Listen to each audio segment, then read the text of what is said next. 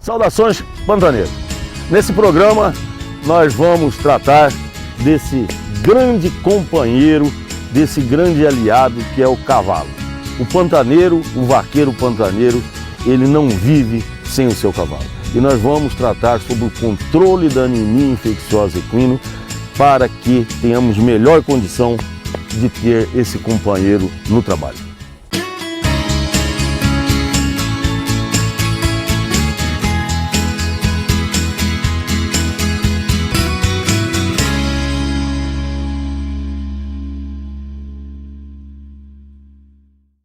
Saudações, pantaneiras!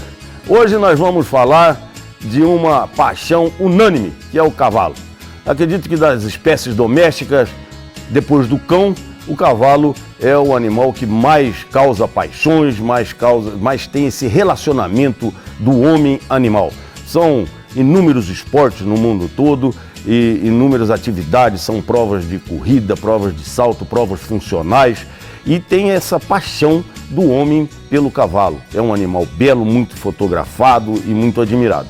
Aqui no Pantanal, somos estritamente de uma atividade pecuária e não poderíamos também deixar de ser um amante dos cavalos. E temos até a raça pantaneira, que é uma raça própria aqui do Pantanal, mas temos também diversas outras raças e animais de extrema qualidade. O Pantanal tem a pastagem nativa, que é o mimoso, que é de extrema qualidade para os cavalos, a ponto de pessoas acharem que aqueles cavalos estão sendo arraçoados, estão sendo suplementados com ração, quando na verdade estão só no mimoso. É muito saudável, uma grande qualidade do Pantanal. Mas, como todo que tem o lado bom, tem também o seu lado ruim.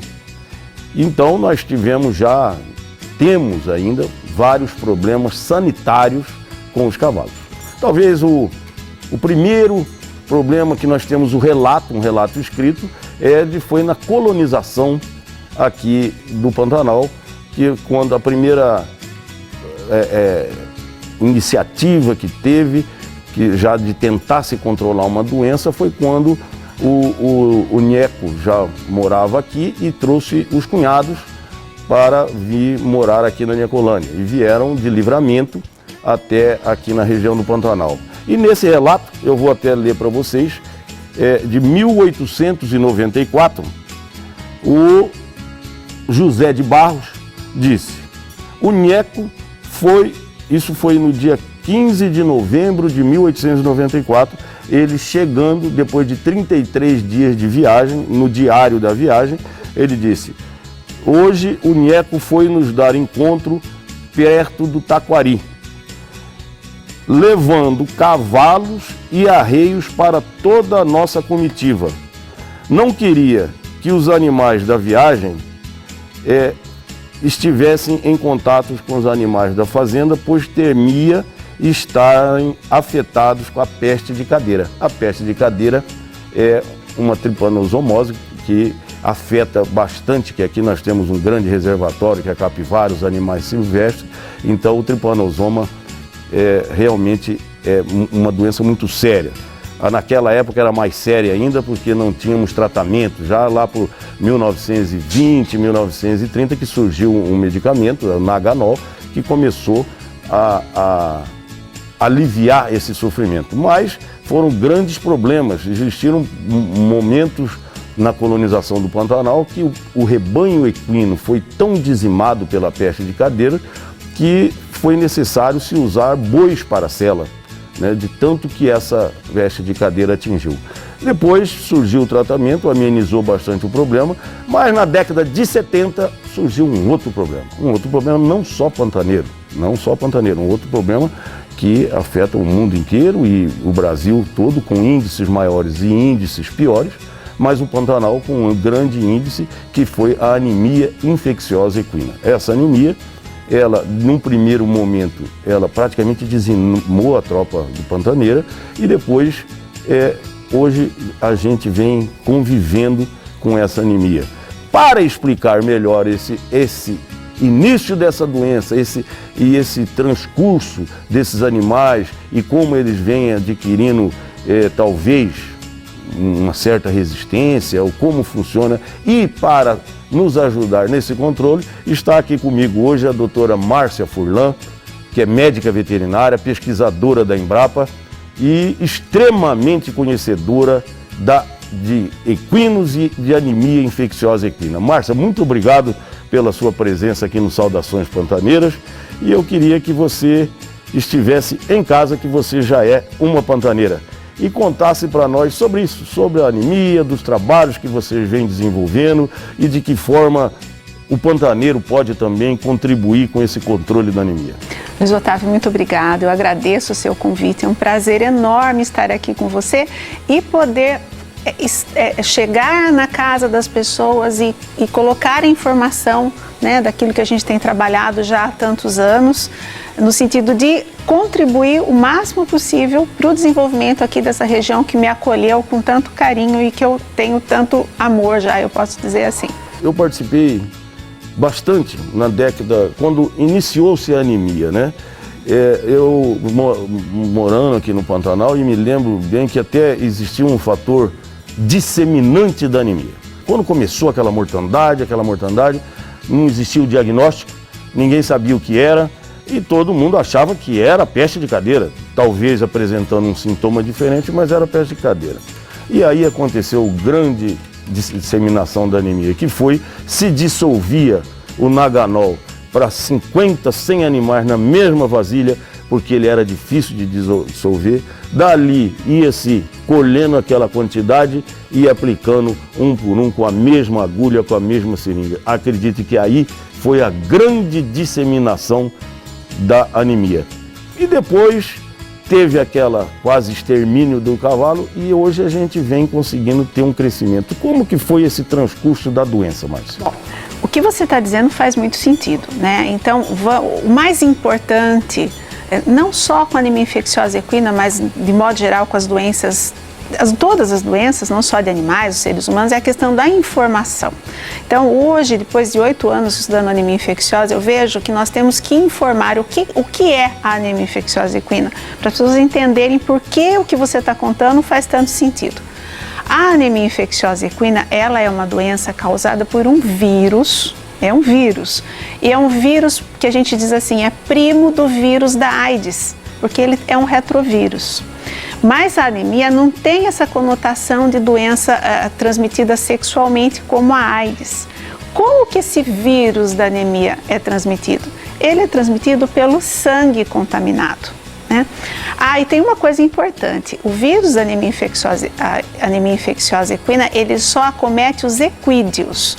Então, quais são os equídeos? São os equinos, os cavalos, os muares, são os burros e as mulas, né, que são os híbridos, e os jumentos e os asininos. E alguns equídeos silvestres também, né? Bom, o vírus ele fica no sangue. Uma vez que o animal adquiriu esse vírus, ele nunca mais se livra da infecção. Essa é uma característica dos retrovírus, né? E por ser um retrovírus, é que até hoje a gente não tem uma vacina. Todo mundo pergunta, tem tratamento? Não tem tratamento. Uma vez que o animal adquiriu o vírus da anemia infecciosa equina, ele vai ser infectado até morrer, né?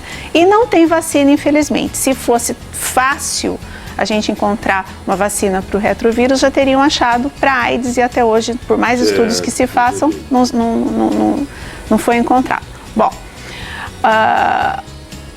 quando o animal adquire o vírus, vem a fase aguda da doença, que o animal pode emagrecer, ele vai ficar cansado, ele vai ter febre. Febre é uma característica, pode ter edema, que são inchaços nas partes baixas do corpo, né? Emagrecer muito, quem vê fala, nossa, esse animal está sentido, o pessoal diz muito assim, está sentido. E nessa fase, quando ele adquire o vírus, ele pode morrer, ele vai a óbito. Depois, se ele conseguir passar dessa fase aguda, o que acontece? O organismo do animal aprende a reconhecer o vírus e a lutar com esse vírus. Então o vírus vamos dizer assim, que ele diminui no sangue. Então o animal parece que melhora, parece que ele sara. Aí a gente vai para a fase crônica. Então a primeira fase é aguda, a segunda é a crônica. Na fase crônica, o animal passa, o cavalo, o jumento, ou o burro, mula, passa um mês bem, sem sinal clínico nenhum. Aí ele pode começar a dar uma decaída de novo. Fica sentido, não come, fica apático, pode ter febre. Aí ele melhora. Então ela vai e volta num período de aproximadamente 1 ano. Passada essa fase crônica, vem a fase assintomática, quer dizer, ele tem o vírus. Aí você me pergunta, nessa fase assintomática, o animal sarou? Ele não sarou, ele continua com o vírus. Portador. Como ele é um soro positivo. Certo. Ele é um soro positivo. E ele vai transmitir? E ele transmite, ele é uma fonte de infecção, né? Só que ele não vai apresentar os sinais. Aí é que existe esse conceito de que o cavalo no Pantanal é resistente ao vírus da anemia. Certo. Se ele fosse resistente, ele não se infectaria. Acontece que neste processo que você contou, que os animais foram adquirindo o vírus e aqueles que não conseguiam lidar bem com o vírus morriam. Certo. Tanto é que se usou o boi de sela, como você diz, né?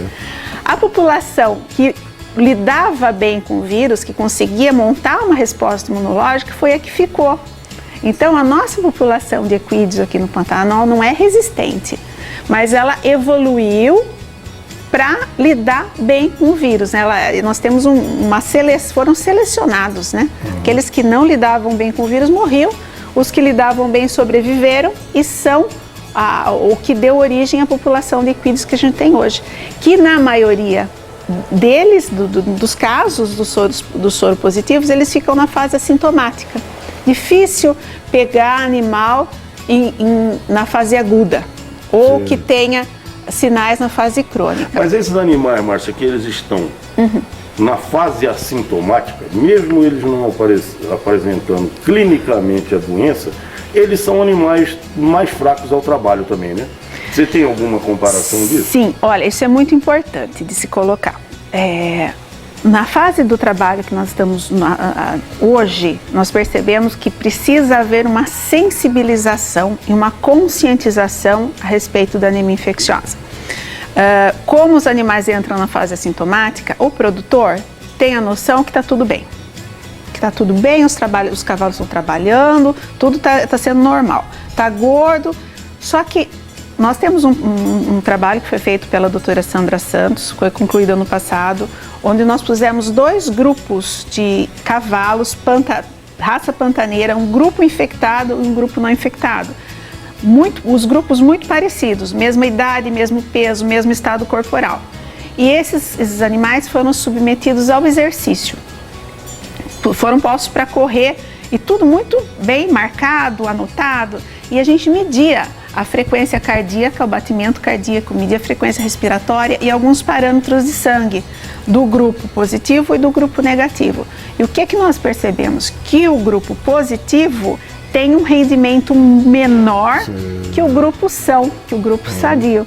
Levando em conta que o animal positivo rende menos, e na tentativa de compensar isso com número, certamente o nosso produtor está tendo prejuízo. Ele mantém muitas vezes 200, 300 equídeos para lidar com os bovinos, quando não haveria necessidade disso. Uma tropa menor sadia, ele daria conta tranquilamente. Entendi. Então, existe sim um efeito na performance do cavalo, a gente comprovou isso.